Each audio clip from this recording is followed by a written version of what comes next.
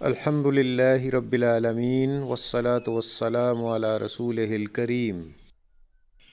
طلحہ بن عبید رضی اللہ عنہ نے بیان فرمایا، ایک اعرابی پریشان حال بال بکھرے ہوئے رسول اللہ صلی اللہ علیہ وسلم کی خدمت میں حاضر ہوا۔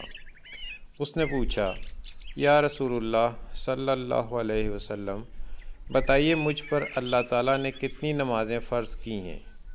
آپ صلی اللہ علیہ وسلم نے فرمایا کہ 5 نمازیں، یہ اور بات ہے کہ تم اپنی طرف سے نفل پڑھ لو۔ پھر اس نے کہا، بتائیے اللہ تعالیٰ نے مجھ پر روزے کتنے فرض کیے ہیں؟ حضرت صلی اللہ علیہ وسلم نے فرمایا کہ رمضان کے مہینے کی یہ اور بات ہے کہ تم خود اپنے طور پر کچھ نفلی روزے اور بھی رکھ لو۔ پھر اس نے پوچھا، بتائیے زکوٰۃ کس طرح مجھ پر اللہ تعالیٰ نے فرض کی ہے؟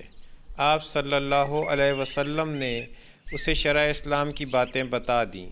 جب اس اعرابی نے کہا، اس ذات کی قسم جس نے آپ صلی اللہ علیہ وسلم کو عزت دی، نہ میں اس سے جو اللہ تعالیٰ نے مجھ پر فرض کیا ہے کچھ بڑھاؤں گا اور نہ گھٹاؤں گا، اس پر رسول اللہ صلی اللہ علیہ وسلم نے فرمایا، اگر اس نے سچ کہا ہے تو یہ مراد کو پہنچا۔